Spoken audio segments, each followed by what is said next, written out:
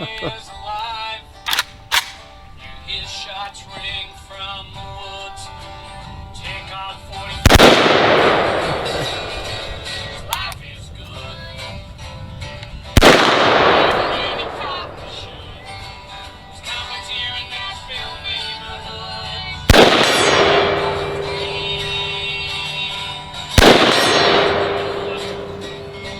He's always shooting down in the woods. He probably his life is good. He wouldn't leave you even if he could. His life is good.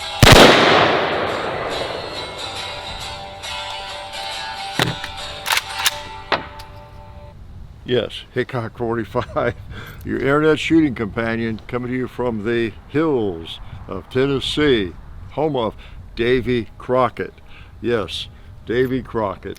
Don't you imagine he owned one of these? He probably had an AK tucked back in his cabin and just never did tell anybody about it. So yes, I'm glad you're here, and I'm glad it's a wonderful day. Really, I mean, we're at the end of February, March, early March 3rd, to be exact. And we have had a beautiful day bestowed upon us. I mean, it is nice. It's almost 70 degrees. The day of this week where it's not raining, that I just knew would be the day I got some firearms out and yacked at you a little bit. Now, try not to be as rambly as I was last week. Wow, was I a rambling man? Sometimes I just forget you're there, I guess, and it's like I'm talking to myself sometimes. But at any rate, been a big week, and I had a couple of firearms out here that I didn't get to shoot enough during last week, and I knew that I wanted to shoot them additionally, so I didn't clean them too well, saving them for today. Okay, and one of them I just fired. The old AK, yep. It was still on full auto, and that's why I had a couple of 2-round bursts there. And yeah, well, from when Oliver, Anthony, Chris fired it, did the water barrel thing. Hopefully you've seen that. If not, check back. It's one of the recent videos where we shot up a water barrel. That is just something we do occasionally. You know, it is.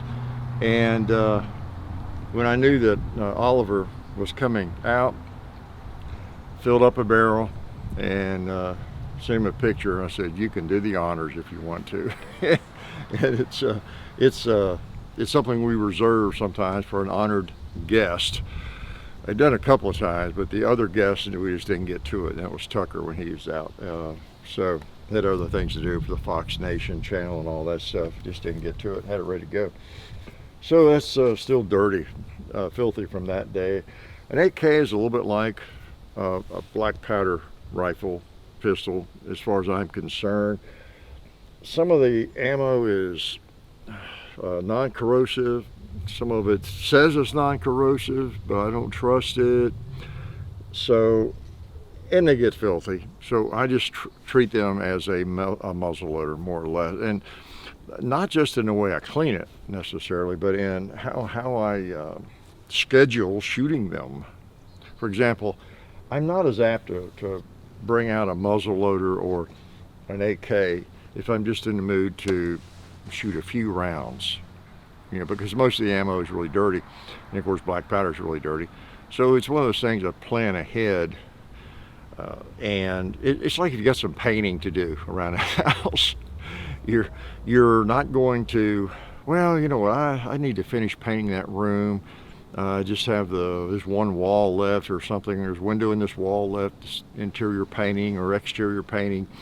I'll do that before I run out to lunch tomorrow or something. Well, that might be when you do it, but you kind of plan for the mess, don't you? Just do it all at once, if at all possible. If I'm going to get into painting, that's the day I'm going to be into painting, you know, like hauling manure or something, shooting an AK, shooting a muzzle loader. And then the cleaning is the same either way, you know, with the AK. I'd almost rather clean a muzzle loader because I'm a little anal, I guess, obsessive about even an 8K. I know they'll last forever and supposedly don't need cleaning, but maybe to operate they don't, but they're expensive, whether it's semi-auto or select fire, either one. So I just want to clean it, and you start taking that thing apart. It's not hard to clean it, give it a cursory once over, clean pretty well, but to do a pretty good job of it, I take it apart and the gas tube off and the gas tube and all that. And the gas tube especially. I mean, you can clean on that thing for an hour and still be getting dirt out of that. It would still fire. I've seen some gas tubes that look like they've been fired a few million times with buildup in there and everything. It doesn't necessarily keep it from working just fine, but I don't know. I just like to keep these things working so they'll be around for a few hundred years, whether it's an AR-15 or an AK or a revolver, just whatever it might be. So, well, there are. So what else do I have out here? Well, been firing. Here it is. Yeah, I told you I might bring it out every week. I haven't done that, but it's the old Model 29, my 50-year Model 29, bought in 1974 new, and 44 Magnum. So we had it out when Oliver Anthony was here. In fact, I showed it to him. Showing him a couple of guns, had the safe open, one of the safes open.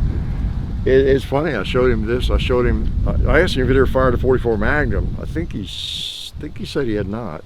And I said, well, I've got a couple of nice ones, long barreled, and pulled out the Anaconda, 8-inch barreled Anaconda, the beautiful new grips I had on it, and let him fondle that. And then I said, pulled out the 29, said, I've had this one 50 years. And I was really kind of ready to put them back. I said, you want to shoot one of those? I said, sure. I said, well, which one? He wanted to shoot this one. So, cool. So anyway, I'll shoot it a little bit more before I give it a really, really thorough cleaning. So, pretty cool, pretty cool. Also want to thank Alabama Holster for their support. I've got two on me right now. Make great Kydex concealment holsters. You probably need one. I know you could use one. And, even for non-concealment, if you're just open carry or whatever, I love that little pancake holster on the belt. It's very kind of a minimalist, but it really snugs that pistol in really well, and I wear it around the place here often, just carrying whatever gun. I don't carry open when I'm out and around. Some people do. Of course, we call them concealment holsters, but they wouldn't have to be, right? So they're a great support of the channel too. And anything else you want to know about? No giveaways going on, okay, that you know about. Don't forget the Hickok 45 Clips channel. John's cranking them out every morning over there. And I'm enjoying, like I said, going back and checking them out. So do that. I stuck one on to the end last week. I don't know if I'll do that this week or not. If you see one, even if I don't tell you I'm going to do it, maybe I will insert one somewhere. Okay, so if that happens, you'll know what it is anytime. If all of a sudden, what happened? Hickok is standing right here looking at Bigfoot, and all of a sudden, here's this random piece of a video from 10 years ago. I'll probably put it on the end if I don't say anything about it. But so that's good. That's going on. All right. Can I shoot this too? I'm not going to shoot the AK a lot. I might shoot a little bit since it's dirty. Well, I just shoot her now. Can I do that? I got to talk about this too a little bit. If I don't forget, I've got a couple things to say. I've got a, you might have seen it in another video. Well, probably not yet, but that's a spray tank. That red one hanging there, I had water in it, messed up this winter, froze and everything, and it's leaking. So, you know what that means? It became a target. So, well, we just shoot the thing.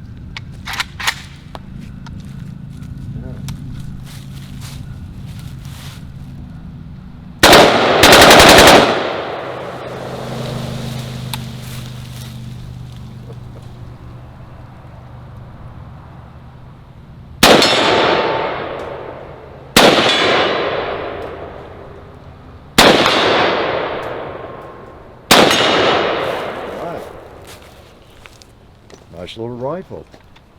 Let's shoot Got the bowling pin down there.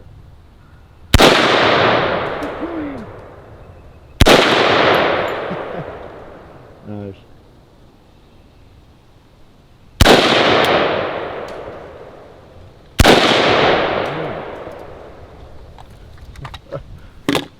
Okay. The old AK, they just work.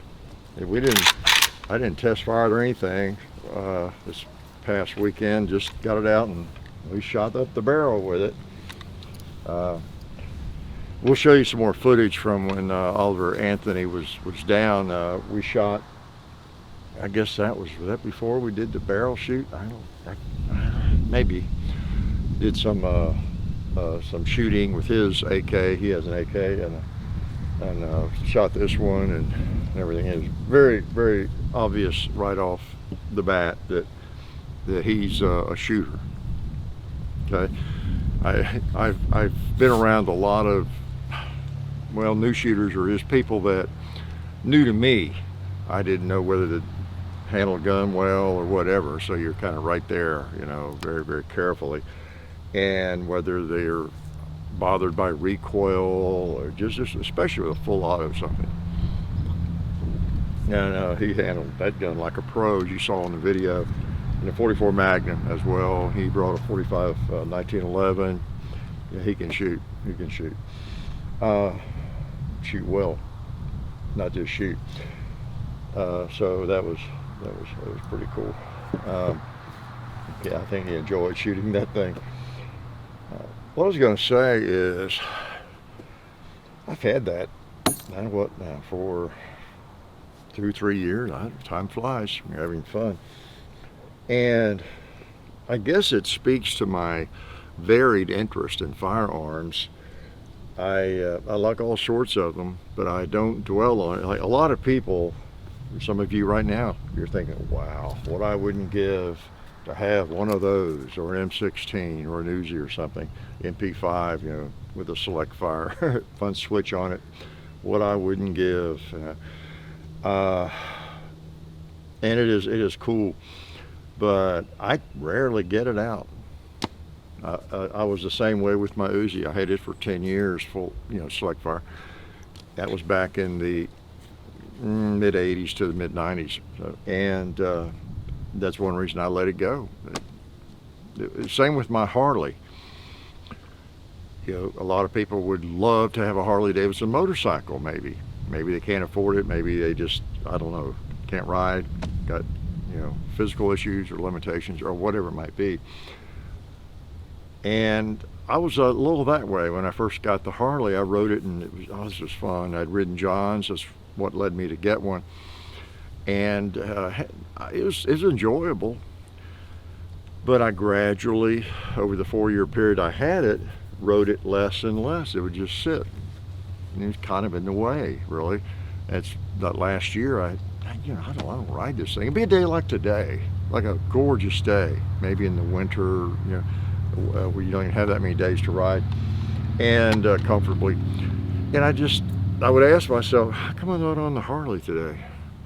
And then also when I would get on it, gear up, my long sleeve shirt and everything, and a helmet, and then take out. I'd just go for maybe a 4-hour ride. Maybe ride to, I don't know, up to Kentucky and back or something.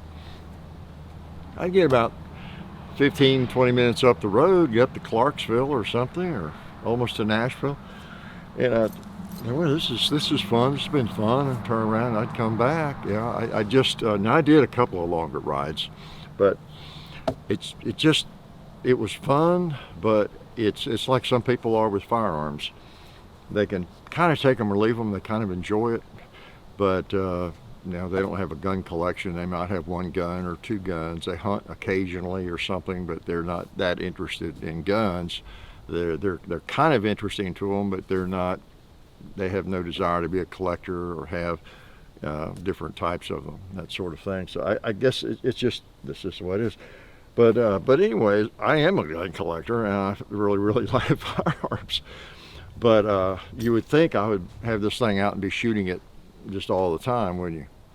Yeah, I'm sorry some of you or that are sitting there thinking, wow, I'd love to have that. You know, Hickok doesn't even shoot the dumb thing. Yeah, yeah, it gets locked away for months, you know. But oh well, but it's nice to bring it out occasionally.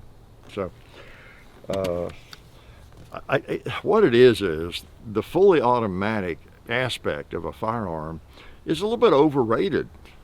You know, it's easy for me to say. I've never just been enamored with it, even though I've owned a couple now in my life. It's not the holy grail that some people think it is, because it is so hard to get and it's expensive and all that.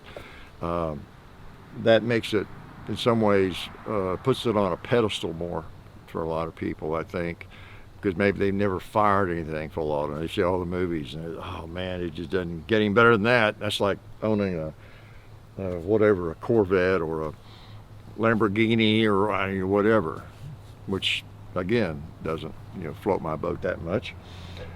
So anyway, shooting this or shooting an AK semi-auto, shooting a good old single shot rifle or M14 or whatever is just as much fun. I'm more likely to get those out. So that's what I was going to say about it. Okay, and I don't know if that tells you anything. I guess I share that just to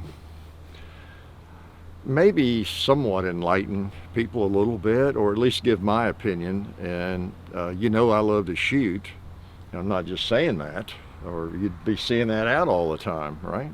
I've got plenty of ammo. I could get it out anytime I want.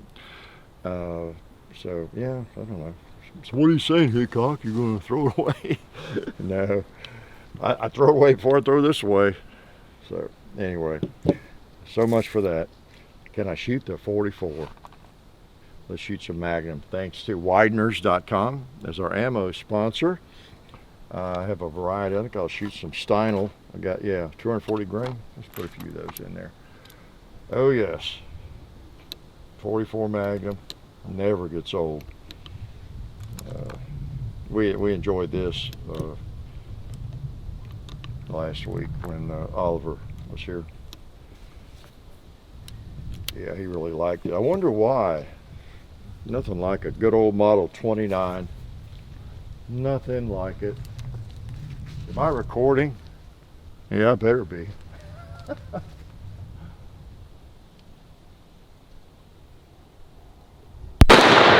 Boy. Smack that cowboy. Smack this target right here. Oh. Gonna blow him off there.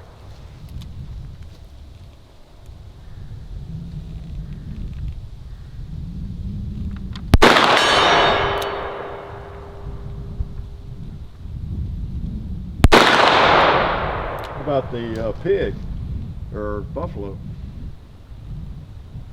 Oh, thought I had fired 5. Did I fire 5 or did I fire 6? Yeah, pretty nice revolver. I think I'll keep it. So yeah, Chris Oliver Anthony, if you don't know him, check out the video. He, famous for most famous for the Richmond, north of Richmond, that kind of thing, but lots of other great songs. We went to the Ryman. I bought tickets to see him, and lost all my tacks in it.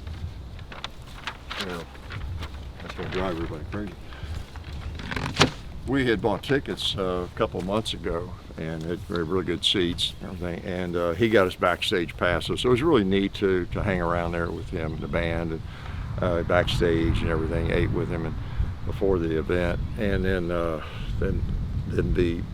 show was especially good. The Ryman, if you don't know, in Nashville is it's where the Grand Ole Opry was for how many years, up until the 80s, whenever they built the new one out at Opryland. It's the old church where they started, the Grand Ole. Actually, they were somewhere else, I think, briefly, and maybe there, but it goes way back. It's downtown, 6th Avenue, I guess. and just a really neat old building. And they still do concerts there, and have for a long time. And it's neat. That building is so historical, and there's so much history there from the music world to not just country. So it's a really neat place to go if you ever get the opportunity to see a concert there. I thought the sound system was really good, and met a lot of you all there. I sure did. So we have some common viewers, listeners, whatever. So I met a lot of you, saw a lot of you there. And so that was a lot of fun. His band's amazing. His lead guitar player's amazing, and he came out too to shoot some. And so just a great experience. And I'm sure there's some haters. There's some haters of me and everybody else. And it's funny. I've seen a few on the video we posted of shooting the barrel off. It is, the internet is funny. I've advised young people this many times, I think, that if you have something you want to do, whether it's online or not, but especially if it's something online, something creative that you want to pursue, some sorts of video you want to do, whatever it is, get ready and don't be surprised. Try not to be surprised or offended, bothered too much by the haters that are going to come out, because again, it may be 1%, and they will be there, or else you're not doing anything. That's the only way to avoid haters, right? Is don't do anything. Don't create anything. Don't do anything online. That's the only way you can avoid that. Trolls, haters, whatever you want to call it. People just don't like what you're doing, whatever it is, and express that quite freely. That is coming.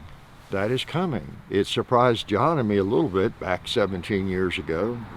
What are they upset about? It was just, wow, really? But it didn't take long to realize that's just the way it is. And a really, really, really small group of people can seem way bigger than it is. Like for example, if you walked into your school or a church on Sunday and there were two people in there just giving you a hard time and criticizing you out of 600 or 700 people, maybe, or 1,000 people at your church, it would kind of ruin your day. Why are you mad at me over nothing? What's going on? Why are you mad at me? Wow, it kind of ruined my day at church or school or whatever it is. Well, the thing is, the internet, gives voice to everybody. So a few people like that, it's really easy to get caught up in that negative or to take it seriously. It is. And those people might be serious. Some of your worst critics, bugs are out today, it's so warm. Your worst critics, maybe just legitimate feelings, opinions about you, whatever you're doing, your creative work. And from their perspective, maybe they're right, but yet 95% or 99% of the people who observe your art or whatever it is you're doing like it, love it. Your career's growing, your online channel or whatever it is growing, and all that, and that's who you're working for. That's your audience. Just like if you're a band touring the country, how many bands come through Nashville in every city that a lot of people don't like a bit? How many comics are on the circuit, traveling the comedy club circuit all through the country and doing very, very well, very successful? They're headliners in comedy clubs in cities all across the nation. You haven't even heard of them, many of them, and some of them you would not like a bit. And if they were on your computer screen, you might be typing troll comments against them.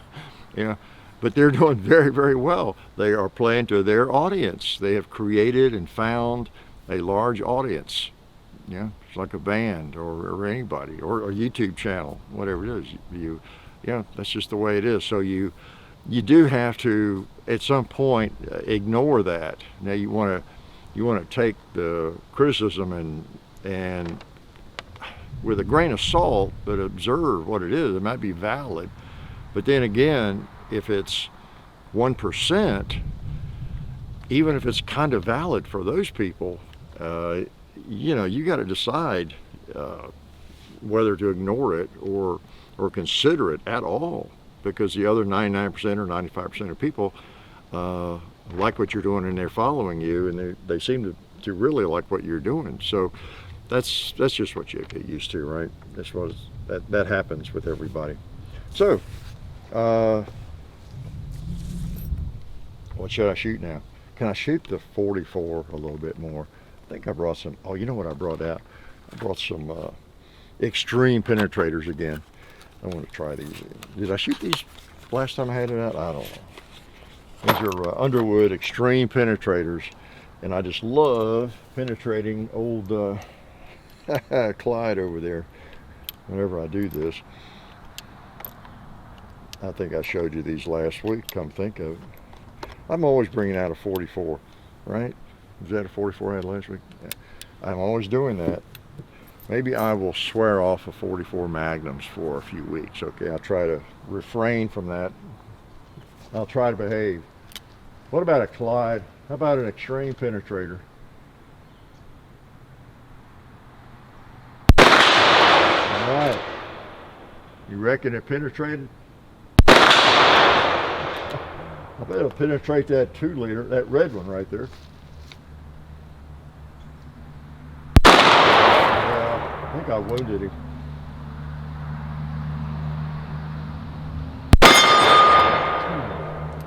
Do I have one more? How about you, bowling pin?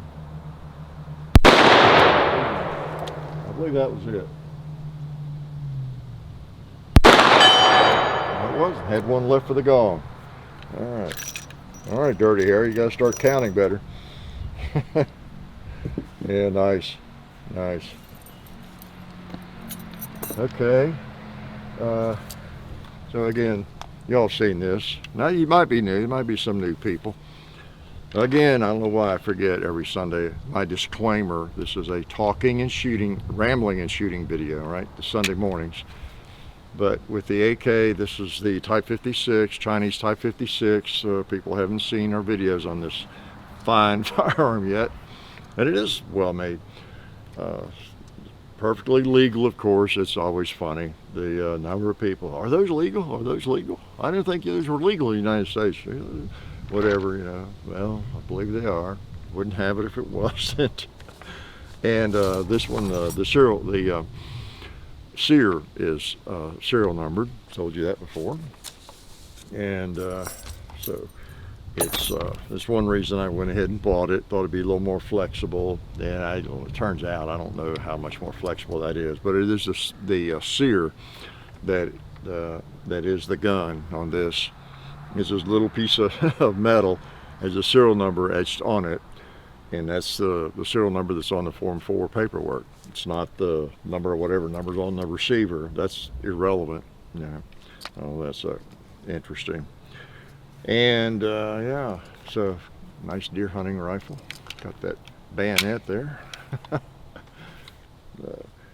Pretty cool. I like the cartridge. I've talked about that before. The 7.62 by 39 is a nifty little bullet, nifty little cartridge. It's got some punch to it, but it's not a 308 30-06. Nice compromise.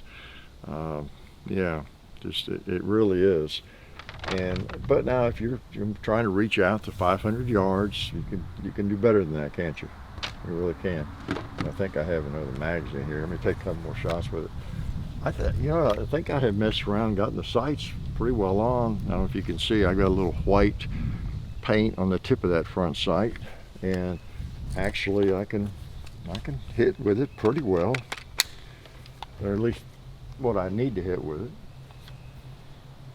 If I can't, I can always put it on full auto, right?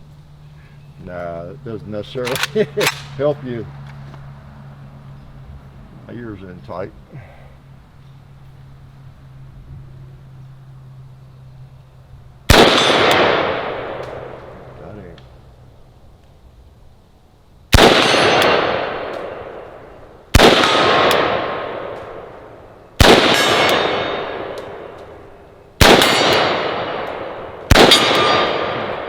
hit everybody. And let's put a couple more on this tank.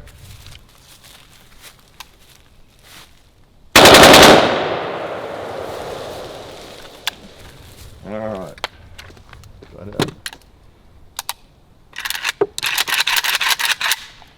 What I was doing last week, I don't think I ever fully explained that. It seemed like about 4 different times whatever I was shooting, I'd rack a round out and it would fall on my phone every time, right on the screen. After shattering my last screen, the reason I went ahead with the Alabama phone holster, was I'd reached my limit. That's the last screen I'm going to break, at least I hope. Yeah. And so you go with that.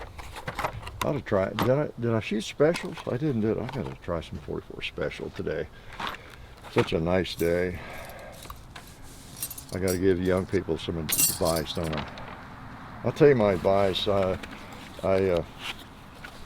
keep bringing this up, but especially with the economy, tough as it is with inflation. Everybody says that every year I've been alive. So I always feel silly saying that. Well, the way the economy is today, it's tough to get by. I don't remember a year when that was not a common comment from people. Okay, it's always tough to get by. Yeah, life is tough. It is tough. Tough to keep a job, get a job, do well, get promoted, save money. It's always tough. Yeah, but I digress. It is tougher now because inflation has taken such a big bite out of people's income. If your income hasn't increased a fair amount the last 3-4 years, then yeah, things are costing more, a lot more.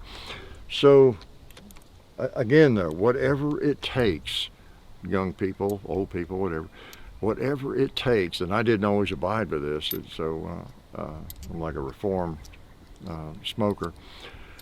Non-smoker, whatever. You've got to spend less than you make. You've got to do it, no matter what it takes. I mean, if you've got to drive even a junkier car, or live in a junkier house, or whatever it is, you just have to spend less than you make to the point where you can get a little ahead. You just have to. You just have to, because we'll spend whatever we make. That's the thing. It's like closet space. If you have 2 closets, I'll bet you they're full. If you have 3, 4, if you move to a place that has 5, they're all full, right? That's just the way we are as human beings. But if someone told you you're going to have your toe cut off if you don't clean out one of those closets to where there's nothing in it by Wednesday, you could do it, right? You'd figure out a place to put that stuff. And it's that way with money. It's like if you just gotten a job and there's a 401k plan and you say, well, I don't want to put too much in it. I need that money now. And that's it. Well, you want to at least match your employer match. You got to do that. And you got to go beyond that with a Roth or, whatever brokerage account too. You've got to save as much as you can. And because that's the reason I bring that up, make such a big deal out of that is it's the only way you get ahead. Got to get up to that emergency fund so you're not just blowing everything when the car breaks down or something. You got an emergency fund so you're on a more even keel. And once you got that emergency fund and you got your debt managed, then you can start putting stuff in investing, in the market some. And you are in the market. We've been in a bull market for several years now, more or less. And it's really easy to be envious and resentful if you're on a low income and you have nothing in the market, for example, or very little or nothing. It's really easy to just blame that on the rich people, whoever those people are. And but you want to get there too, where you have some money working for you. If it's just $1,000, whatever it is, over the last few years, it would have grown a lot. And you just got to get there. You got to get to the point where you're consistently putting whatever 5, 10, 15, 20%, whatever you can possibly do, put it in the, and I'm not a financial advisor, but put it where you want it. Just an index, total market, S&P 500, Something smart, safe, spread it out, and low cost. And then over time, you're in the market. So when you hear the news and they're talking about the market's up, 10%, the Dow's up 100 points, up 500 points, like it's been the last few days, you can smile a little bit rather than think, oh yeah, those rich people. No, everybody's got a 401k, just barely getting by, saving a little bit of money, and they've got a 401k or 403b with their company. They're in that market. You just need to make sure you're in it as big as you can be, I think. Now again, you could argue, well, I don't want to be in the stock market. That's like gambling. I'll invest in this or that or that. So whatever floats your boat, but do your research though, and get it in something safe that's going to grow. Okay. And man, the earlier you can do it, those dollars are so much more valuable in your 20s, because I forget what the numbers are. That dollar on average that you put in the market when you're 20 or 25 or something becomes like almost $90 by the time you retire. If that same dollar that you save when you're 35 is, it's like worth half that much when you retire or something. So I mean, the sooner you can do it, do it. That's my advice. You'll be glad if you start doing that. Hardest part is cutting back on expenses, isn't it? All right, because you still want to buy bullets. I understand. I understand. What do you think, Clyde? There we go. Whoop. Sorry I missed you, Clyde.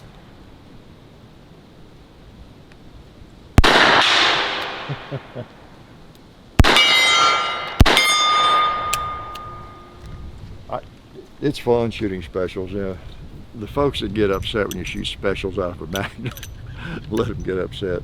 They're non-shooters basically, right? Or at least they have never had a 44 Magnum or 357 Magnum and experimented and shot it much.